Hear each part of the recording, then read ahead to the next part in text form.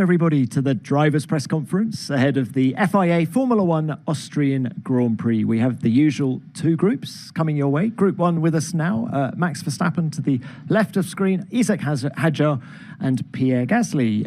Guys, very warm welcome. Max, why don't we start with you? You have an incredible record here at the Red Bull Ring. 4 wins so far. Just how confident are you of a 5th this weekend?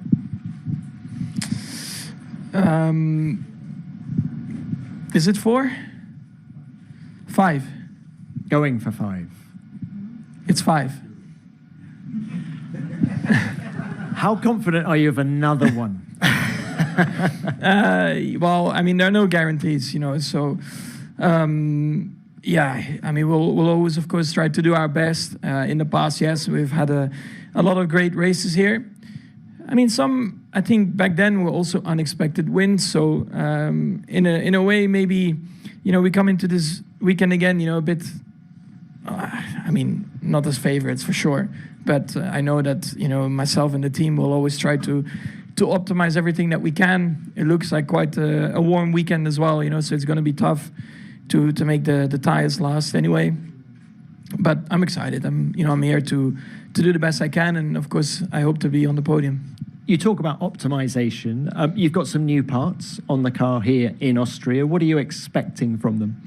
Yeah, I mean, hopefully it gives us a bit more performance. You know, the team has been working hard to get these parts, so of course I'm very happy that we have an upgrade here. And yeah, every little bit, you know, forward will help us be more competitive and hopefully close the gap a little bit. But at the same time, we also know that others are also bringing bits throughout the year, you know. So yeah, we just need to keep working hard, keep trying to close that gap down. Max, tell us a little bit about how you drive a lap here, because you stunned everybody last weekend with that pole lap that was 0.4 of a second faster than anyone else. What is the secret? Brake late or go early on throttle, smooth driving. I've always felt good here for whatever reason. I think there are always tracks that are naturally probably suiting you a bit better, you know, than others. And this one probably suits me a bit better than some others naturally.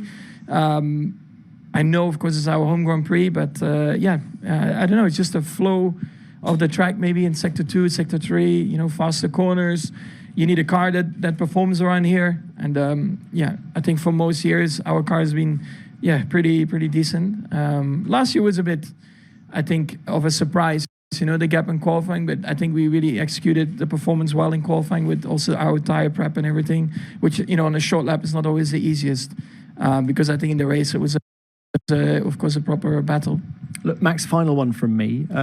About Sebastian Vettel, who's come out this week saying that he's been in regular contact with Helmut Marko about maybe a position within Red Bull Racing. Just can we get your thoughts on the prospect of Sebastian Vettel joining the team in some capacity?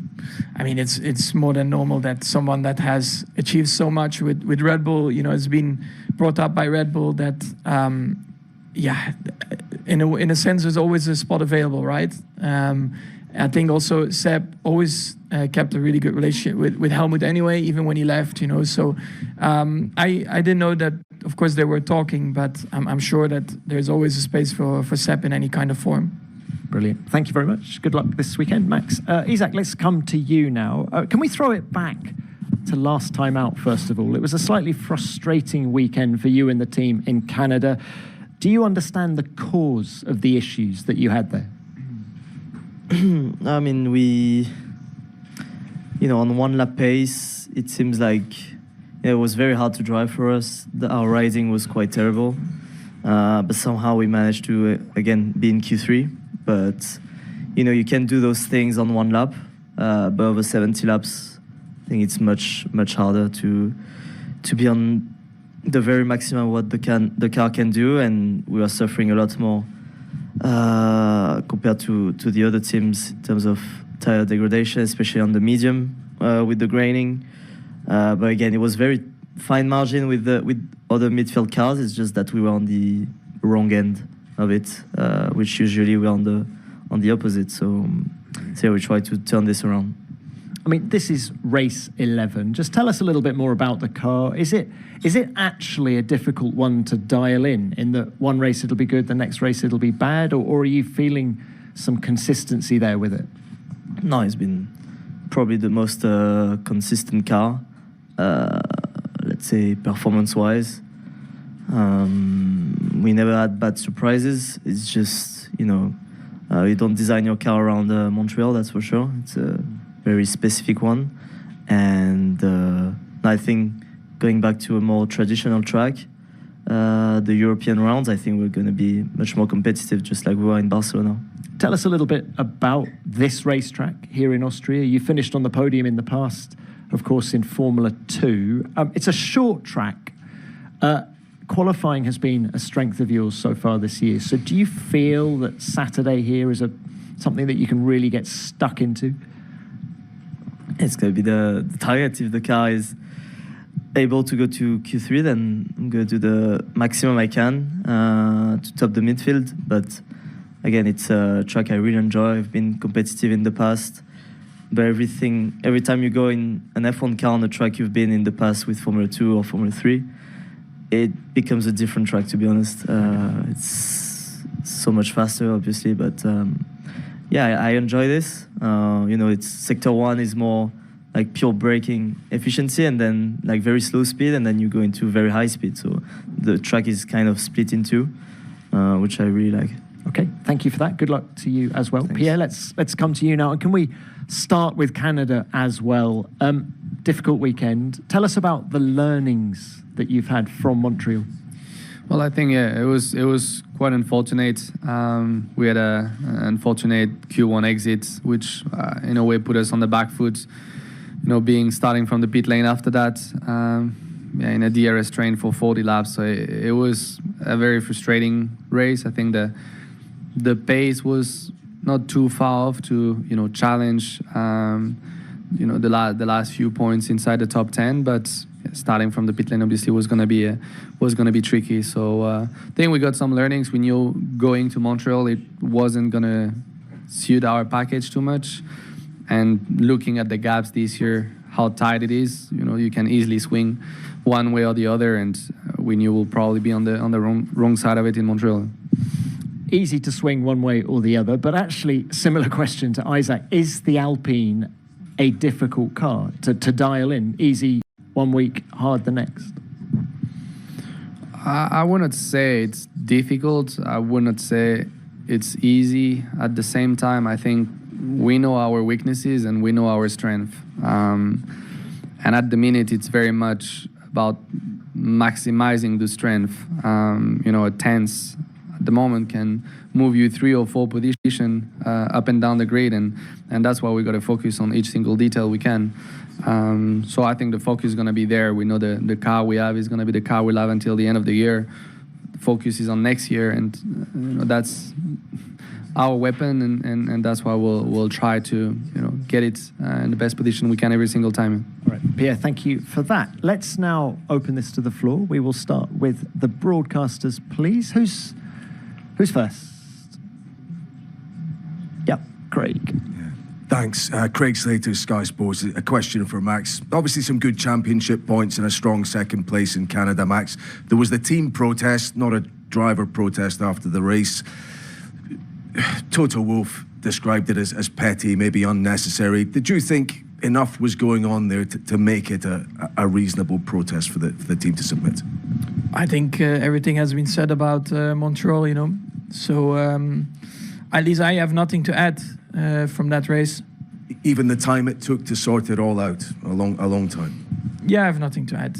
It doesn't help anything to keep talking about it. Okay, thanks, Max. Next, please.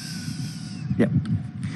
Nelson Valkenburg for Viaplay for all three. We started off the day with the publication of stewarding guidelines. We're at a track where racing is always tough. Are you completely confident that now in situation A, it would always result in situation B or penalty B, like it's set out in the guidelines? For all three, please. Pierre, let's start with you. Yeah, to me it's clear on how hard you can race and the limit of it. So obviously as driver you always take it right up to the limit and try to use any gray area that you can. But I think step by step we're reducing these gray areas, and I think it's, yeah, at least to me, it's very clear on what you can do and can't do. Isaac? Yeah, clear. Has it changed? I've not seen anything. I've been busy. Just the FIA has published them. Okay, well, it's the same. We know that already. Okay. Yep, please, yep. Yeah, to Max, Mariana Becker from TV Band. Max, you've several times been pointed as a driver very sensitive to any signs that comes to the car, from the car. You understand the car very, very, in a way that it's rare to see. Your fellow drivers had said that. Do you think that with this car, when you see the feedback that your teammates have been giving to the team, it's a matter of being super sensitive, or it's experience that brings you this? Well, I think first of all, every driver is different. Every driver needs a different thing from the car. So, what I need from the car might not work for someone else. I think that is quite normal. So for my sense, I just focus on what I need from the car, and yeah, just go off what I learned from a very young age, how I drive, how I adapt to the car situations. So for me, it's a very natural process. It's nothing really special from my side. How I do things is just how I know how to operate, how to work. So for me, it's nothing weird. Just focus on, if I have understeer, oversteer, how can I balance it out? How can I adapt my driving? And how do we move forward with the progress of the car? There's no rocket science behind it. It's just what I feel and what the team sees, and you communicate what you want, what you want to improve on. It's normal. Every year, you build a new car, and there are always things that can be done better. Then if things cannot be modified very quickly, how can I adapt as a driver? It's a constant process that you go through, I think, in